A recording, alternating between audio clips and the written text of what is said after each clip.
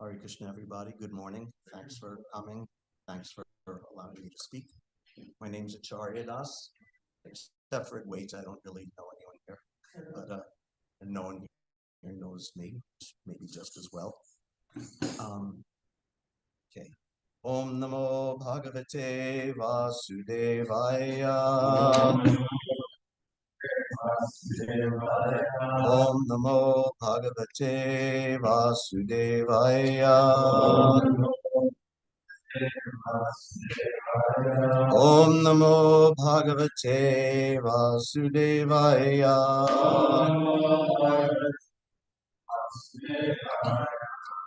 Today we're reading from Srimad Bhagavatam, Canto 3, The Status Quo, Chapter 5, Vidura's Talks with Maitreya, text 33 through 50, right? And just read through all the translations first. Okay, I'll read the first 33 and then we'll take turns reading the translations. Text 33. Thereafter, the personality of Godhead glanced over the sky, partly mixed with eternal time and external energy, and thus developed the touch sensation from which the air in the sky was produced. Oops. Sorry about that. Yeah, my mistake.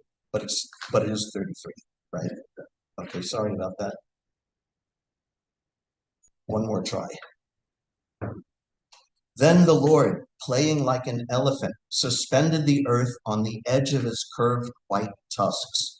He assumed a bluish complexion like that of a tamal tree, and thus the sages, headed by Brahma, could understand him to be the Supreme Personality of Godhead and offered respectful obeisances to the Lord. All the sages uttered with great respect, O unconquerable enjoyer of all sacrifices, all glories and all victories unto you. You are moving in your form of the personified Vedas, and in the hair holes of your body the oceans are submerged. For certain reasons to uplift the earth, you have now assumed the form of a boar. O Lord, your form is worshipable by performances of sacrifice, but souls who are simply miscreants are unable to see it. All the Vedic hymns, Gayatri, and others are in the touch of your skin.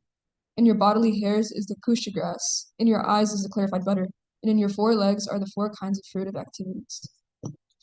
O Lord, your tongue is a plate of sacrifice, your nostril is another plate of sacrifice, your belly is an eating plate, your belly is the eating plate of sacrifice, and another plate of sacrifice is the holes of your ears.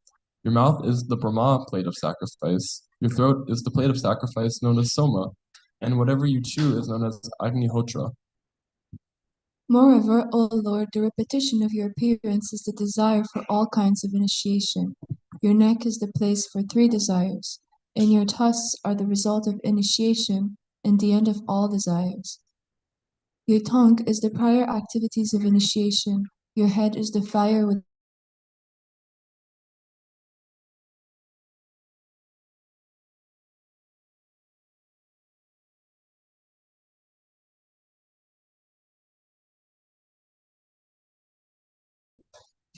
O Lord, your semen is the sacrifice called Soma Yagya. Your growth is the ritualistic performances of the morning. Your skin and touch sensations are the 7 elements of the Agnishtoma sacrifice. Your bodily joints are symbols of various other sacrifices performed in 12 days. Therefore, you are the object of all sacrifices called Soma and Asoma, and you are bound by Yagyas only. O Lord, you're the Supreme Personality of Godhead, and are worshipable by universal prayers, Vedic hymns, and sacrificial ingredients. We offer our obeisances unto you. You can be realized by the pure mind free from all visible and invisible material contamination. We offer our respectful obeisances to you as the Supreme Spiritual Master of knowledge and devotional service. Quick interruption here, really quick. Just take note that this whole section so far is describing Lord Varaha and equating him personally with the process of yagya. So just pointing them out. That's one of the things we'll discuss. Continue. O lifter of the earth, The earth with its mountains, which you have lifted with your tusks, is situated as beautiful as lotus flower, with leaves sustained by an infuriated elephant just coming out of water. O Lord, as the peaks of great mountains become beautiful when decorated with clouds, your transcendental body has become beautiful because of your lifting the earth on the edge of your tusks. O Lord, for the residential purposes of all inhabitants, both moving and non-moving, this earth is your wife, and you are the Supreme Father. We offer our respectful obeisances unto you, along with Mother Earth, in whom you have invested your own potency, just as an expert sacrificer puts fire in the arena wood. Who else but you, the Supreme Personality of Godhead, could deliver the earth from within the water? It is not very wonderful for you, however, because you acted most wonderfully in the creation of the universe. By your energy, you have created this wonderful cosmic manifestation. O Supreme Lord, undoubtedly we are inhabitants of the most pious planets, the Jana, Tapas, and Satya Lokas, but still we have been purified by the drops of water sprinkled from your shoulder hairs by the shaking of your body.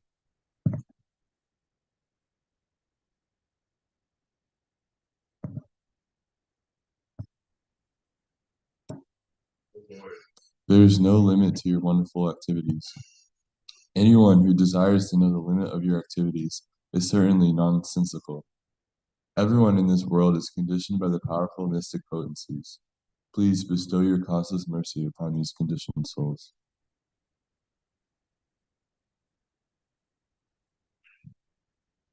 Said, the Lord, being thus worshipped by all the great sages and transcendentalists, touched the earth with his hooves and placed it on the water. In this manner, the personality of Godhead, Lord Vishnu, the maintainer of all living entities, raised the earth from within the water, and having placed it afloat on the water, he returned to his own abode. If one hears and describes in a devotional service attitude this auspicious narration of Lord Bor, which is worthy of description, the Lord, who is within the heart of everyone, is very pleased. Nothing remains unachieved when the Supreme Personality of Godhead is pleased with someone. By transcendental achievement, one understands everything else to be insignificant. One who engages in transcendental loving service is elevated to the highest perfectional states by the Lord himself, who is seated in everyone's heart. Who, other than one who is not a human being, can exist in this world and not be interested in the ultimate goal of life? Who can refuse the nectar of narrations about the personality of God's activities, which by itself can deliver one from all material pangs? Beautiful. And the verse we'll all do together is text 50, the last verse of the chapter.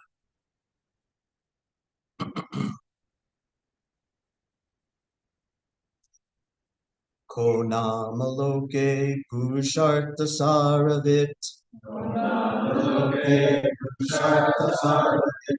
Pura katanam bhagavat kata sudham.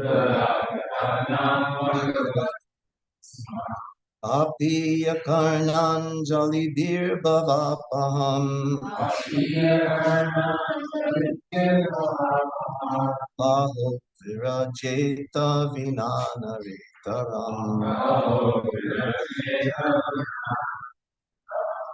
Namaloke purushartha saravit. Prakatanam bhagavat kata sudham. Apiya karnanjali bir bhavapaham.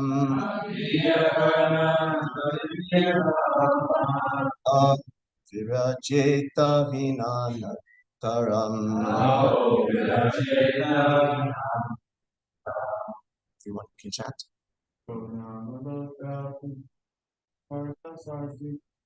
Namaloke purushartha saravit.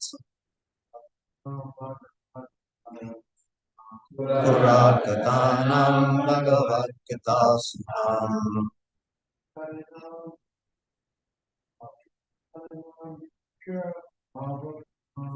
Apiyakarnan Jodhipir-bhavapaham. Aho virajeta vinataram.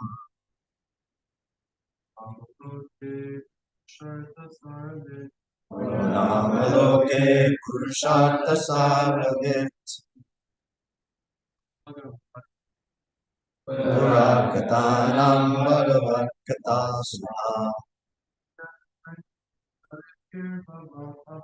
Apiyakarnan Jodhipir-bhavapaham. Aho virajeta vinataram.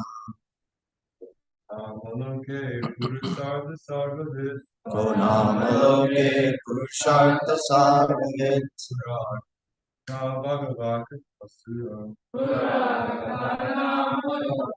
Asudam.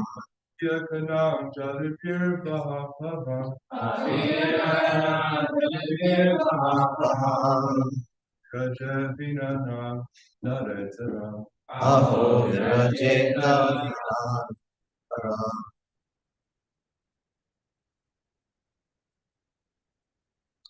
Word for word translation.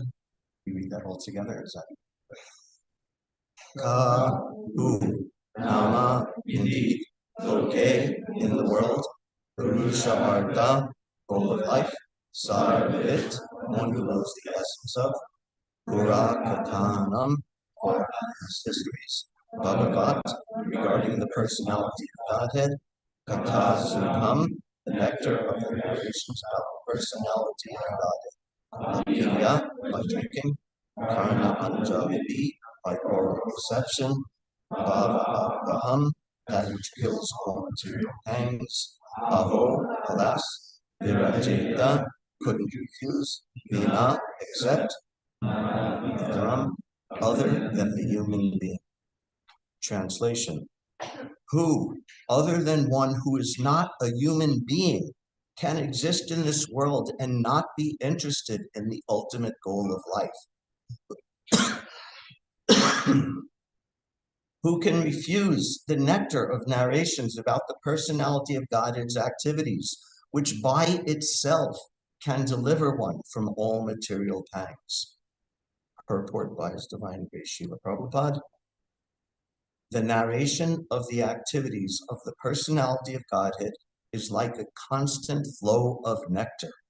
No one can refuse to drink such nectar except one who is not a human being. Devotional service to the Lord is the highest goal of life for every human being. And such devotional service begins by hearing about the transcendental activities of the personality of God. Only an animal, or a man who is almost an animal in behavior, can refuse to take an interest in hearing the transcendental message of the Lord. There are many books of stories and histories in the world, but except for the histories or narrations on the topics of the personality of Godhead, none are capable of diminishing the burden of material pangs. Therefore, one who is serious about eliminating material existence must chant and hear of the transcendental activities of the personality of Godhead.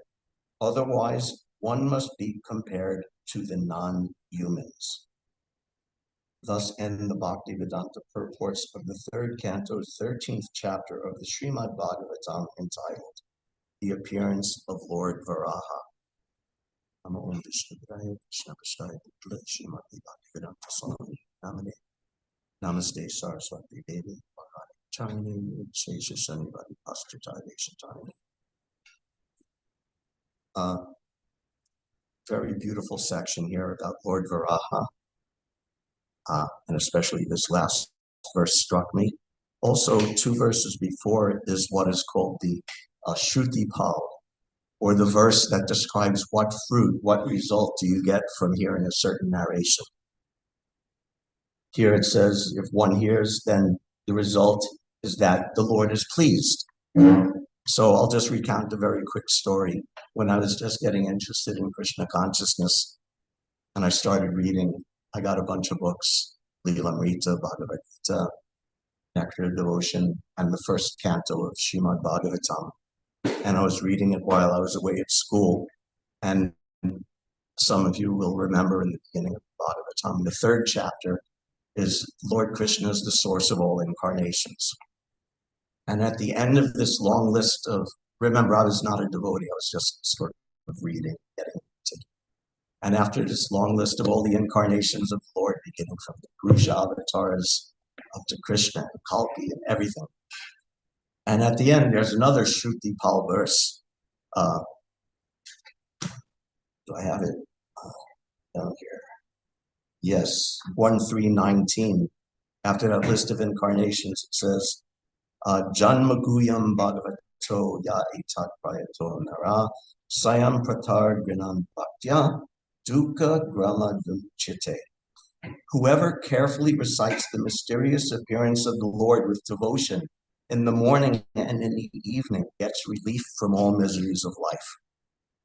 So I was a young man at the time, and I thought I had of course, living in America, how many miseries do you really have? But still, it's all suffering. So I was thinking, I have miseries of life. So I thought, okay, this verse is saying if you recite this, you'll get freed from the miseries of life. So even before I moved into the temple, I thought, okay, let me try it.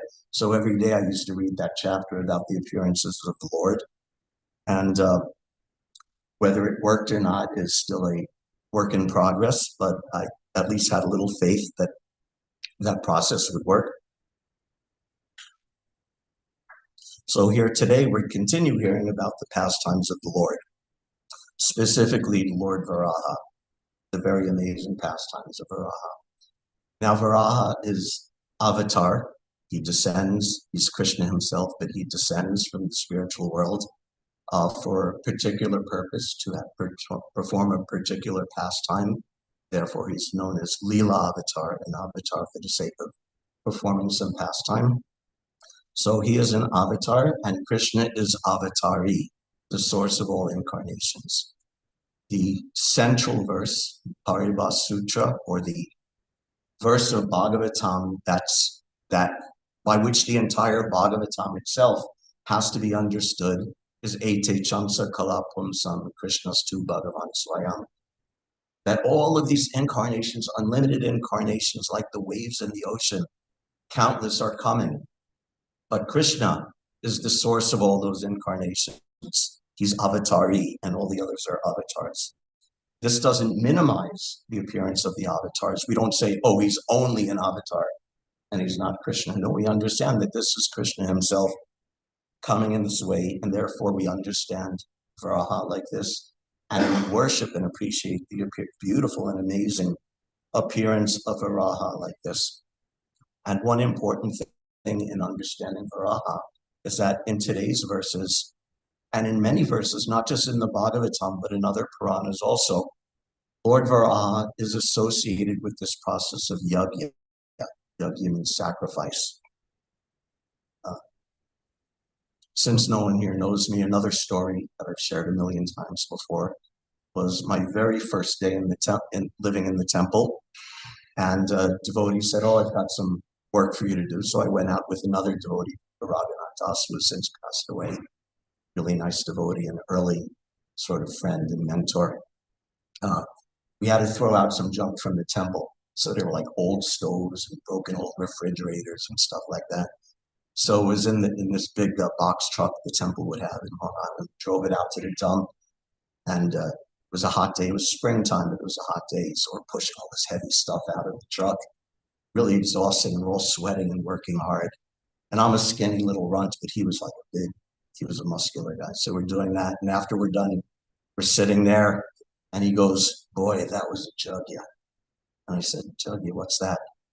And he started explaining what jugya means, sacrifice, working for Krishna, and he took it as an opportunity to preach. But this is yajna, whether you're sweating, pushing some heavy thing, or doing the ritualistic sacrifices of the Vedas. The principle of yajna is working for the sake of Vishnu, working for the sake of Krishna. And Varaha in particular is identified with that process. The Upanishads, Taittiriya Upanishad says Yagya Vai Vishnu, that Yagya is Vishnu and Vishnu is Yagya. And in the Vishnu Sahasranam also, the 1,000 names of Lord Vishnu from the Mahabharata, I think it is, also one of the names of Vishnu is Yagya, sacrifice. And we hear how in today's verses, those earlier verses that I pointed out, that I asked you to take notice of Varaha as being very intimately, even personally, even bodily, being associated with the process of yagya. Just like now we're on the third canto, so not too long ago, during the second canto, there was so much discussion by Shukadev Goswami to Parikshit about the universal form of the Lord, the Virat Rupa. And in the same way as the universal form of the Lord is seen as embodying all the facets of the material world, the rivers are his veins, the mountains are the stacks of his bones, the planets are this, like that, and associating with the body of the Lord, that same kind of image and that same kind of language is being used to identify Lord Varaha with the process of sacrifice. That the offering plates of the sacrifice, the offering, the prayers of the sacrifice, all of these things are different parts of the Lord's body. So this is important to understand the Supreme Personality of Godhead like this, as sacrifice. And different incarnations embody different qualities of the Lord and different facets of existence, just like Lord Ram came to embody what it means to be a perfect king, to practice Dharma perfectly, and like that. So Varaha is sacrifice. Very nice verse. This is a favorite verse from the 4th chapter of Bhagavad Gita, is Brahmarpanam Brahmo Havir Brahmagno Brahmanahutam Brahmana Tena Gantavyam Brahma Karma Samadhina. The Sanskrit is actually very simple. We know Brahma means spirit. The Supreme Spirit is Brahma or Brahman. So Brahmarpanam, the offering and the sacrifice, is Brahman. Brahma Havi. Havi means the ghee or the butter offered in the sacrifice. That's also Brahman. Brahmagno, we all know Agni. That's also Brahman. Brahmagno Brahmana Hutam, the prayers of the sacrifice. Brahmana Tena Gantavyam, and whoever does this sacrifice, he is also Brahman and attains Brahman, Brahma Karma Samadhina, because all of his activities are absorbed in Brahman. Now that's a sort of literal translation, but if we listen how Prabhupada translates this, it really makes the point clear. This is 424. He translates, a person who is fully absorbed in Krishna consciousness is sure to attain the spiritual kingdom because of his full contribution to spiritual activities in which the consummation is absolute and that which is offered of the same spiritual nature. So this is what I call one of Prabhupada's purportful translations. It's not literal, but it explains perfectly what's going on. That Krishna is not just talking about some ritualistic sacrifice, just like when there's an initiation ceremony or a wedding ceremony. Most of us have seen there's a fire, and you throw the wood in, and you throw the ghee in, and you throw the grains in, and all of these are Brahman, all of these are spirit. But Prabhupada's explaining this in a much broader way, that the principles of sacrifice is not just some ritualistic practice like doing a fire sacrifice. Vishnu Gada said once that he asked Prabhupada after one initiation ceremony about the fire sacrifice. And he asked, is this important? He said, it's a ritual, it's a ceremony. And then he said, but we are not unceremonious. So we don't reject these things, but we want to understand them more fully in a broader way. That it's not just some ritual like the Smarta Brahmanas, the ritualistic Brahmanas take it, but it's our whole life has to be sacrifice. Like Prabhupada said, a person who is fully absorbed in Krishna consciousness is sure to attain the spiritual kingdom because of his full contribution to spiritual activities. It's not just sitting in front of a fire and going swaha. It's a life that's offered to Krishna. This is actual yagya. And even more clearly in the previous chapter, Yagyartat Karmano Yacha Loko Yam Karma Bandhana. That work in this world binds us to the material condition, but work offered as a sacrifice to Vishnu, this is yagya, and this frees us from the material world. So this is what yagya is, and this is what Lord Varaha is representing to us. That it's not really about yagya, or rather, it's about yagya, but in the ultimate sense, yagya is simply bhakti, a life devoted to Krishna, a life devoted to serving Krishna. This is the greatest yagya. Even elsewhere in Bhagavad Gita, later on in the 10th chapter, the opulence is the absolute. When Krishna says, of mountains, I am the Himalayas, and aquatics, I am the shark, or whatever, he's explaining how in this world, whatever there is, the greatest example of that thing is embodying Krishna's greatness. So he says about yagya also, yagya, japa yagyosmi, that of yagyas, I am the yagya of chanting the holy name, or japa yagya. So of any sacrifice, of all any yagya, the essence of it is bhakti, devotional service. Therefore, this is the meaning of the appearance of Varaha, to appreciate these pastimes, to be amazed by these pastimes, and to hear them and meditate on them, and to share them with others. This is devotional service, and this is the perfection of yagya. So, let's see. So aside from that, it's so wonderful, and the Shruti Pal is there, that if you do this, Krishna himself is pleased by hearing this. Lord Varaha himself is pleased by you hearing this. So this is the goal that the devotee wants, that Krishna be pleased. At the very end of the Chaitanya Charitamrita, when Mahaprabhu is explaining the Sikshastika verses, and he describes it, I accept no one as Krishna, but as my Lord, even if he handles me roughly by his embrace, or makes me brokenhearted by not being present before me.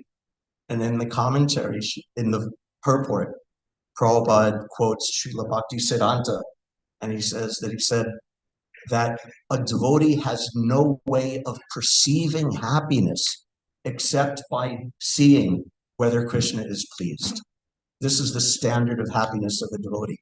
So if we, as the Shruti Pal says, if we recite this with devotion, then we can know, oh, Krishna is pleased.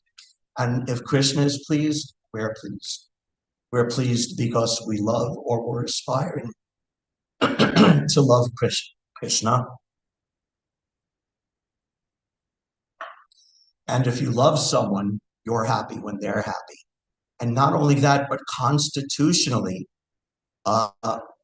because we're part and parcel of Krishna, then naturally when Krishna is pleased, then automatically we become pleased because we're part and parcel of Krishna. So if the whole is pleased, the part is automatically pleased. So the devotee's greatest pleasure, the devotee's only pleasure, is seeing that Krishna is pleased. And that is done very excellently by hearing and chanting the glories of Krishna, which is specifically mentioned in the last verse. So any devotee would want to do this. Any sane person would want to do this. Any person should want to do this. But who does not want to do this? Who is not interested? Again, the verse, who, other than one who is not a human being, can exist in this world and not be interested in the ultimate goal of life? Who can refuse the nectar of narrations about the personality of God, its activities, which by itself can deliver one from all material pangs? So any person should want to do this. Out of love for Krishna, or even his own self-interest, we should want to do this, to hear and chant about Krishna. And someone who doesn't have that interest is more or less an animal. Also in the purport, Prabhupada says, otherwise one must be compared to the non-humans. So what is a human, you can ask? Is 23 pairs of chromosomes sufficient to say, okay, I'm a human, because I have the right number of chromosomes? For this purpose, it's more than that.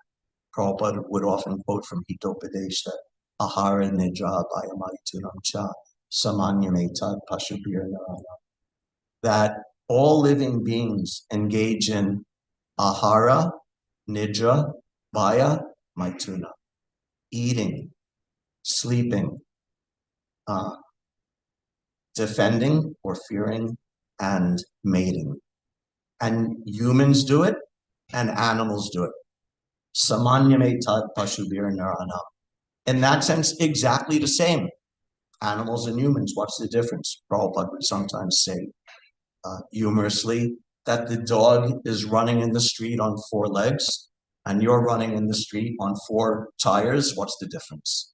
Or the dog is, having sex and sleeping in the street and you're doing it in palatial building or a hotel or a double wide or whatever. So what's the difference? And that verse goes on to describe that the difference is when there's no dharma. When there's no dharma, then even the human becomes indistinguishable from the animals. And it's only that dharma which separates the human from animals. And the highest dharma is, of course, devotional service to Krishna, starting with, and most importantly, exemplified in hearing and chanting about Krishna. Some of this. Another nice verse in the Bhagavatam. Yasyat mabudi kunape chidatuke sadakala chadishu boma ichiti natirta bude kalile nashahichit janeshu abigeshu saeva gokara.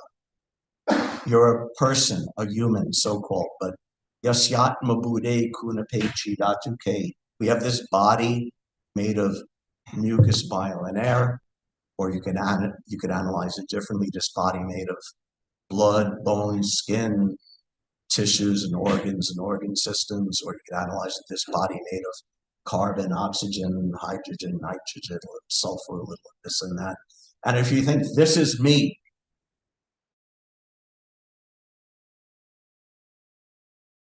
Boma Ijidi. Boma means bhumi, the earth.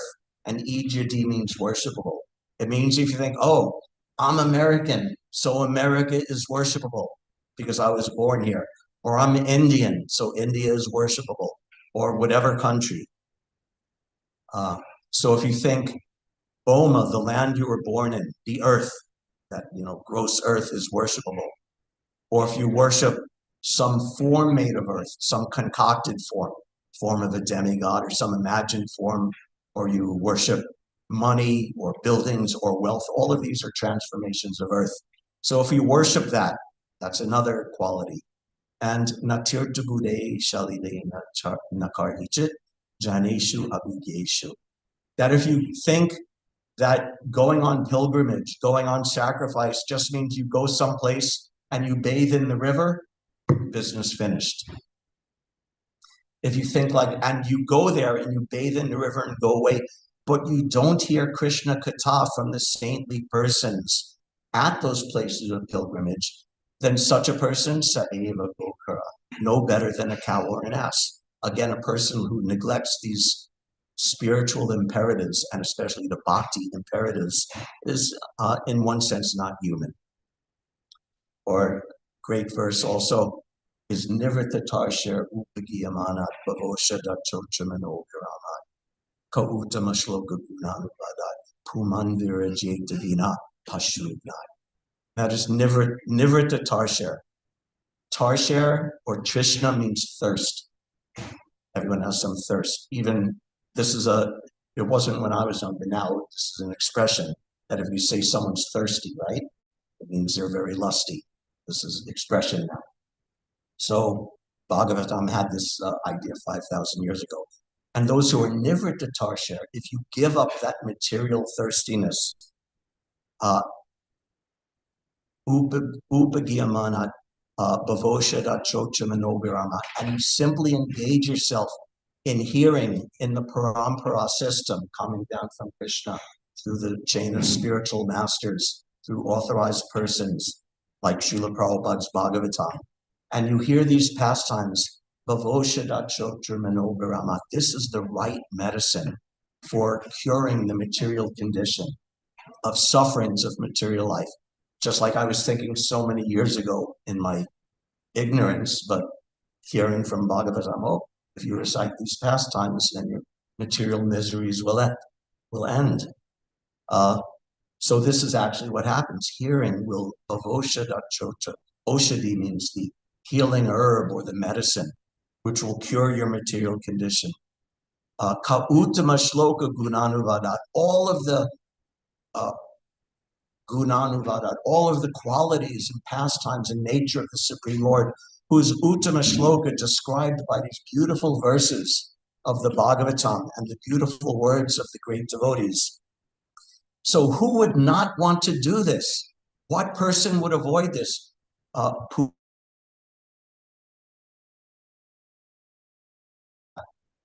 Pashu Gnad means the butcher. Pashu is animal. Gna means the killer of. So who would want to hear this except the killer of animals, the butcher? Or it also means, figuratively speaking, that the soul is like an animal or a living creature, the killer of your own soul. So if you're not interested in this, hearing and chanting about Krishna, you're killing yourself, you're killing your human existence, because that's the purpose of human existence. Prahlad Maharaj says from the, what's that verse, from the very tender age of Kumara, Komara Majra Pragyo, Dharman Bhagavataniha, from the very, very beginning of human life. This is the purpose. And if you don't do it, if you're not fulfilling the purpose of human life, that even if you have the 2 legs and the 2 arms and the opposing thumb and the 23 pairs of DNA, you're not really a human being. So this is what this verse at the end of the chapter is explaining, that why would someone not want to do this?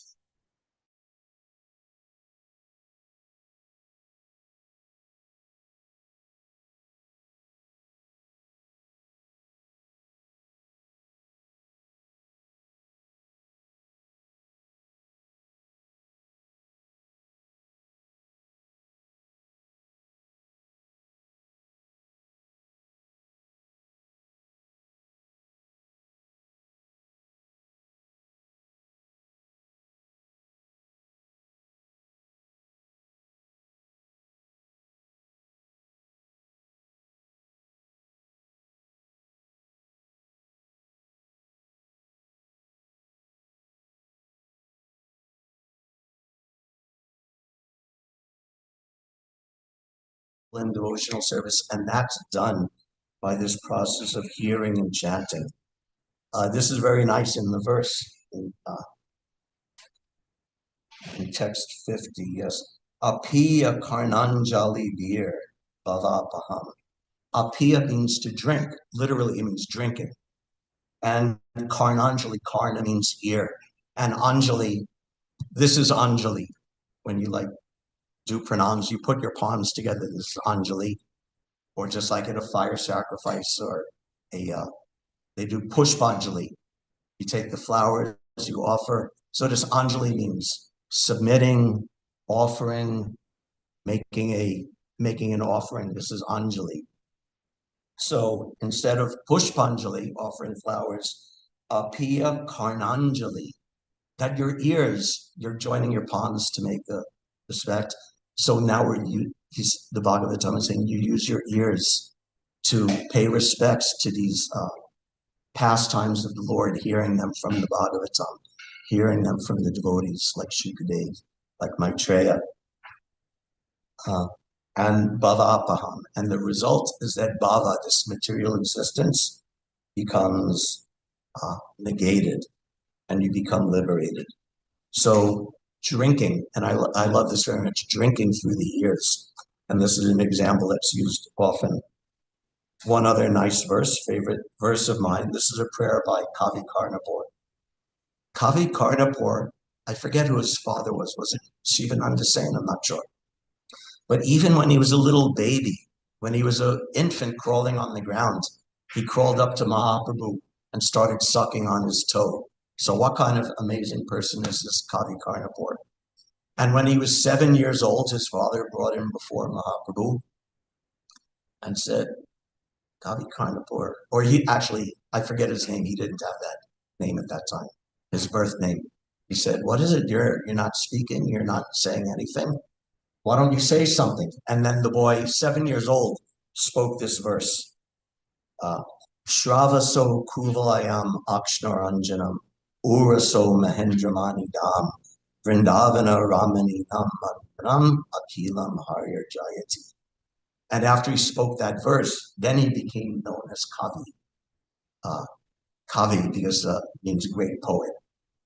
So even a young boy, and he went on his whole life, he composed many beautiful poetries.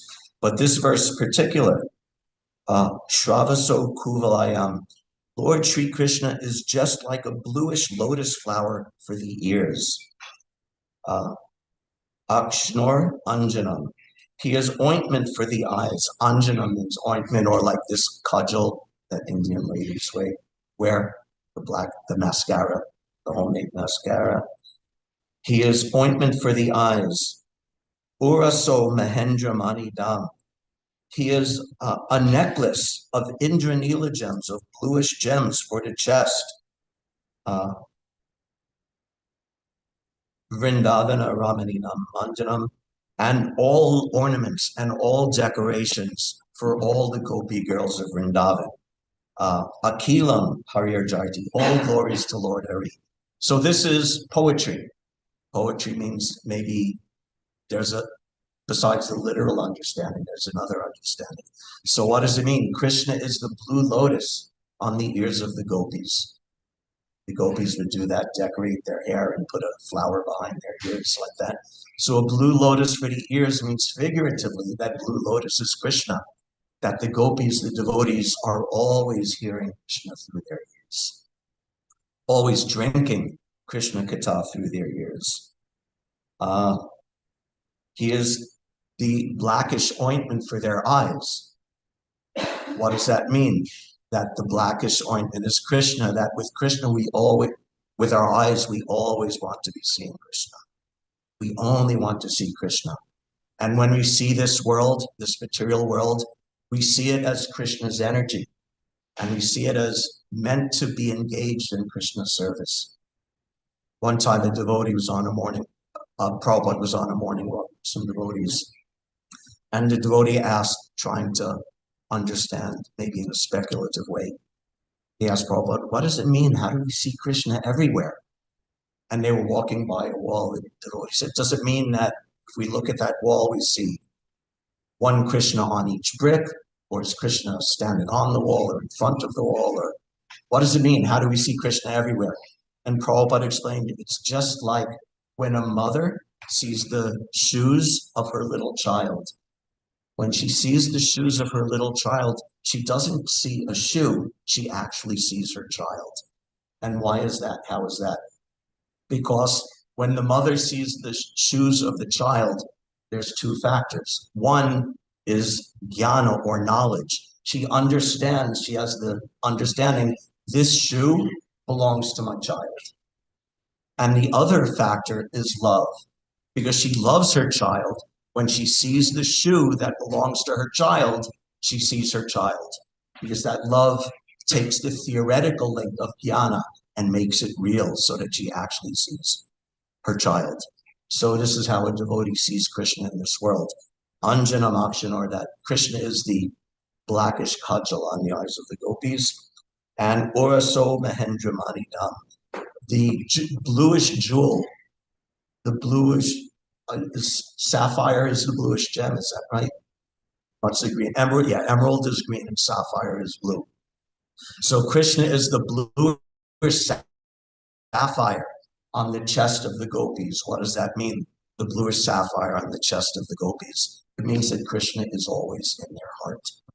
And that comes, again, always hearing Krishna, always seeing Krishna, and always keeping Krishna within our heart. And one final instance provided by Srila Rupa Goswami, that Purnamasi was speaking with Nandimukhi one time. And Nandimukhi said to Purnamasi that Radha has the highest level of love for Krishna possible. And Purnamasi, who is herself a great scholar, said, oh, you're saying that, but what's your evidence? What evidence do you have that this is so? And Nandamukhi says, well, every time she even hears the name Krishna enters in her ear, she immediately becomes completely stunned in ecstasy, and her hair stands on end, and all ecstatic symptoms come. And Purnamasi said, yes, this is very good evidence. And then Purnamasi spoke one verse. Tunde tanda vinivatem ratanute, kunda tundavali labdaye, karna kroda kadambani gatayate, karnar vide smiham, cheta prangan sangini vijayate, Sarvendriyanam kritim, no jane janita kriyad biramritai, Krishneti varna dvai. Krishneti varna dvai. How much nectar is there in those two syllables? Just two syllables, Krishna. But how much nectar is there in those two syllables? That tunde tandavani ritim vitanute, that when that sound of the holy name, those two syllables enter my ears, that 2 ears is not enough. Like the verse said, Karnanjali, that just like you take your 2 palms, you take your 2 ears and listen. But Purnamasi says 2 ears isn't enough. When I hear the holy name, I want to have millions of ears. And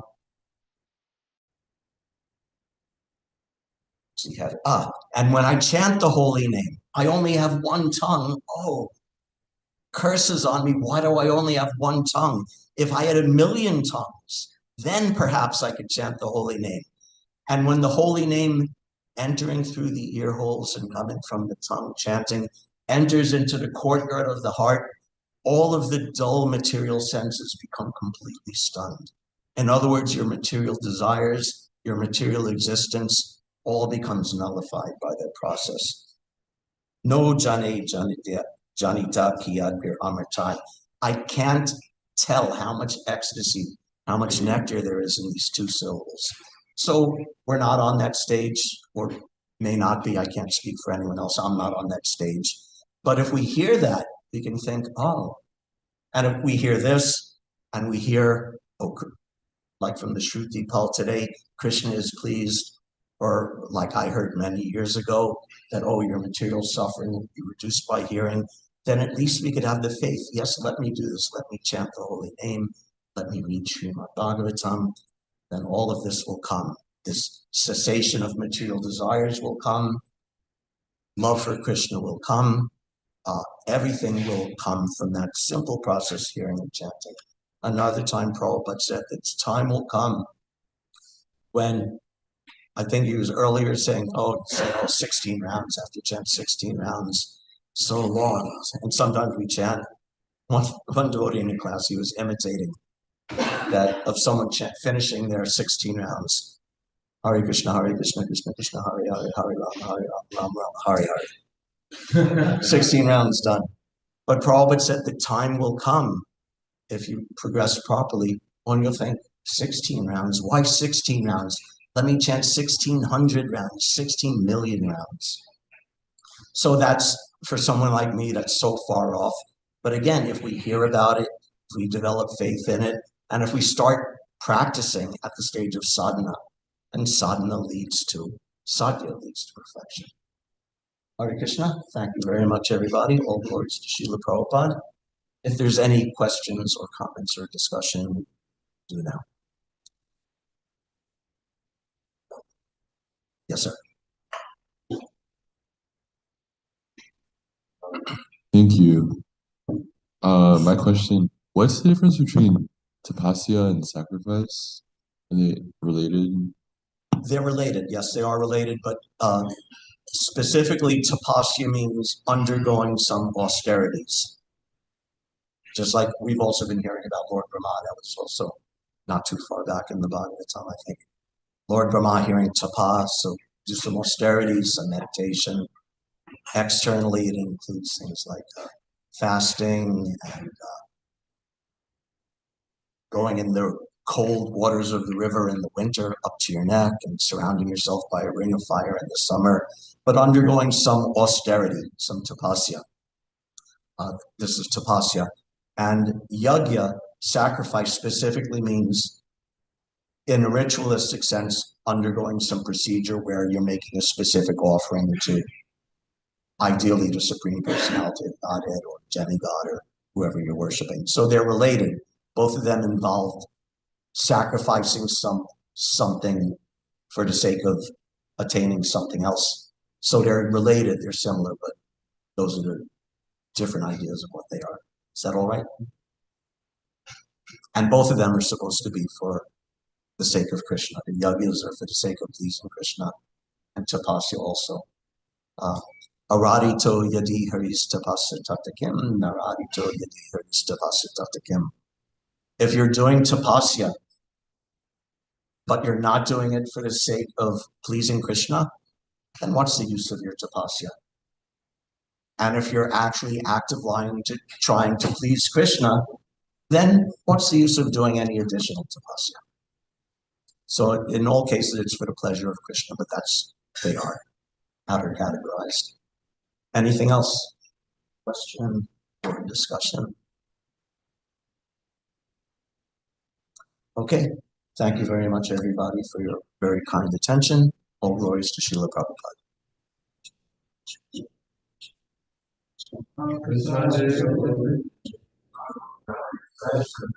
Swalpam punyavatam rajan vishwaso navajayate.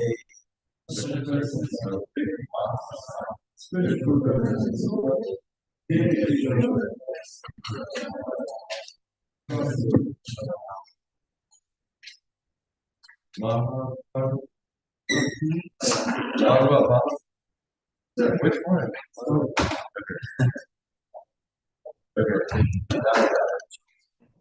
All right, so